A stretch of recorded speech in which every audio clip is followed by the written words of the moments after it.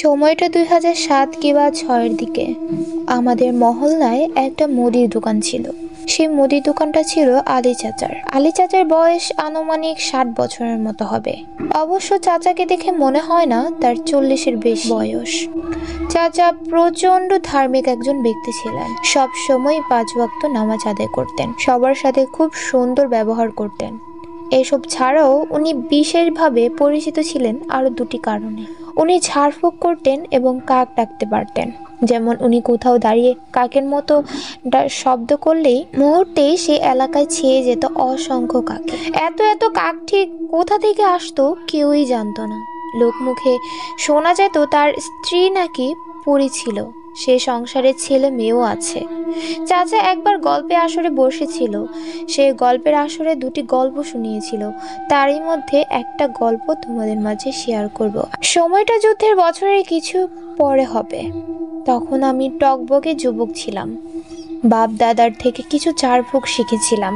মানুষকেও এসব ব্যাপারে টুকটাক সাহায্য করি। একবার এক শীতের রাতে আমাদের বাড়িতে দুজন লোক আসলেন। দরজায় শব্দ পেয়ে আব্বা যেয়ে দরজা খুললেন। দুজনের একজনের বয়স হবে আনুমানিক ১৭ কিংবা ১৮, আর আরেকজনের বয়স ২৫-এর মতো। আব্বা দরজা খুলতেই দুজন সে কি কান্না জুড়ে দিল।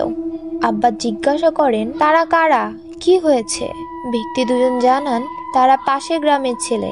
তাদের বাবা দুদিন যাবৎ কেমন অদ্ভুত আচরণ করছে, আজ আরো বেশি করছে। খুব সম্ভবত জিনে ধরেছে। বাড়িতে আর কেউ নেই, বাবাকে বেঁধে রেখে এসেছে খাটের সঙ্গে। অনেক খুঁজে খুঁজে আব্বুর ঠিকানা পেয়েছে। এখন আব্বাকে নিয়ে যেতেই তারা এখানে এসেছেন।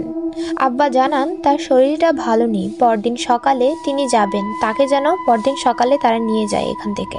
তবে ছেলে দুটো একা যেতে নারাজ, তারা আব্বাকে নিয়েই যাবে। আব্বা ওদের দেখে মায়ায় পড়ে যায়। এক পর্যায়ে বলেন আমি যেন তাদের সঙ্গে যে পরিস্থিতি স্বাভাবিক করি। আব্বা সকালে চলে যাবেন সেখানে। ছেলে দুটো রাজি হলে আমিও যেতে শুরু করি তাদের সাথে। গভীর রাত, আমরা তিনজন হাঁটছি।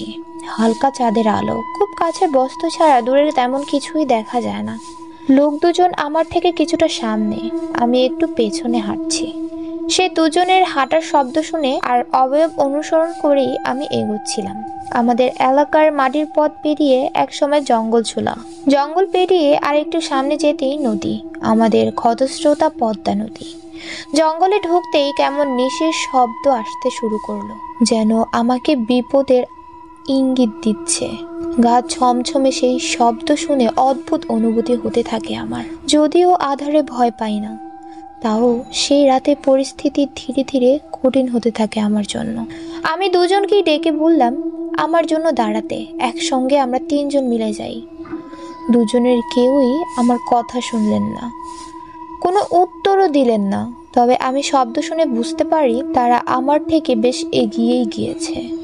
আমরা তখনও জঙ্গলের মধ্যভাগেও যাইনি, হাঁটছি তো হাঁটছি। এক পর্যায়ে আমি তাদের থেকে হারিয়ে গেলাম। তাদের আর কোনো সাড়া শব্দ পাচ্ছিলাম না আশেপাশে।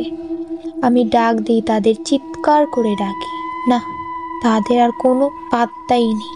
আমি যেন এই মধ্যরাতে সেই ভয়ঙ্কর জঙ্গলের দিশেহারা হয়ে গেলাম। চারদিক থেকে ভেসে আসছে অদ্ভুত কত শব্দ, ঝিঝি পোকার শব্দ, শিয়াল সহ আরো অনেক অজানা প্রাণীর শব্দ। ভয় বাড়তেই থাকে আমার, সেই সঙ্গে বাড়তে থাকে আমার হৃদয় স্পন্দন। হঠাৎ পেছনে কেমন নড়াচড়ার শব্দ পেলাম আমি। ঠিক ঘাড়ের পেছনে পেলাম এক কঠিন হালকা গরম শ্বাসের অনুভব। আমার আত্মা শুকিয়ে যাচ্ছিল। আমি দৌড়াতেই থাকি। যাদের আলো এই জঙ্গলে আরো কম দেখা যায়, তেমন কিছু একটা দেখা যায় না বললেই চলে। দৌড়াতে দৌড়াতে আমি একটা কিছুর সঙ্গে প্রচন্ড জোরে ধাক্কা খেয়ে পড়ে যাই। উঠতে চেষ্টা করলে বুঝতে পারি আমি পায়ে ভীষণ পরিমাণে ব্যথা পেয়েছি। দৌড়ে যাওয়া যাবে না এভাবে। আমি মনে মনে ভাবতে থাকি কি হচ্ছে কি আমার সাথে। এই নিশিরাতে অঘটন কিছু হলে আমাকে কে দেখবে?